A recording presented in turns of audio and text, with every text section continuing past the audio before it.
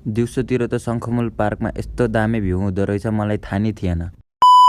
So hello guys, welcome back to my next video. अनि के छ हालखबर, आई होप सन्चै हुनुहुन्छ होला। अनि आज चाहिँ दिउँसोको 2 बजिरहेको थियो अनि मलाई भ्लगको लागि कन्टेन्ट नै मिलेको थिएन। अनि म के गरौँ भयो र अनि म शङ्खमुल पार्कको ठाउँहरू देखाइदिउँ भनेर शङ्खमुल पार्कतिर नि गएँ। अनि शङ्खमुल पार्क छिर्दा यस्तो दामी भ्यू रहेछ क्या, मलाई लास्ट मन पर्यो क्या यस्तो दामी भ्यू। त्यहीँबाट म अगाडितर्फ नि गएँ अनि अगाडितर्फ चाहिँ धेरै परिवारहरू पनि थियो। अनि यहाँ चाहिँ भजन कीर्तन हुन्छ यहाँतिर, अनि अहिले चाहिँ बन्द थियो, साँझको टाइममा मात्र यो खुल्ला हुन्छ।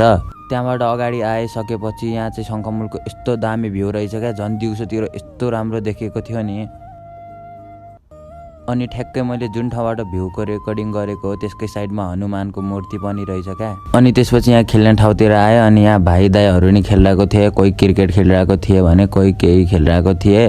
त्यहीँबाट म अगाडितर्फ गएँ अनि अगाडि चाहिँ मन्दिर रहेछ क्या। अनि यस्तो राम्रो मन्दिर थियो, रुख हरियाली पनि थियो, राम्रो थियो। तर म यो मन्दिर भएको ठाउँ चाहिँ म आएको थिएन, 3-4 चोटि यो पार्क घुमेँ, तर मलाई यो मन्दिरको बारेमा थाहा नै थिएन क्या। अनि आज चाहिँ म अगाडिपट्टि गइदिउँ न त अगाडि के नै छ भनेर गएको, अनि मन्दिर रहेछ क्या। अनि यता मलाई चाहिँ यो मन्दिर चाहिँ राम्रो लाग्यो क्या। अनि पूजापाठ गर्नलाई राम्रो ठाउँ छ, हरियाली पनि छ। अनि मन्दिरको वरिपरि चाहिँ यस्तो हरियाली थियो क्या गाइज। मन्दिर पनि हेरिसकेपछि अनि म ठ्याक्कै यो शङ्खमुलको बिच ग्राउन्डमा आयो। अनि यहाँ भाइहरू क्रिकेट खेलिरहेको रहेछन्। त्यसपछि म अर्को साइडतिर गएर बसेँ अनि त्यहाँ चाहिँ दाइहरू चाहिँ क्रिकेट खेलिरहेको रहेछन्। अनि म केही बेर त्यो क्रिकेट हेर्दै बसेँ दाइहरूको गेम।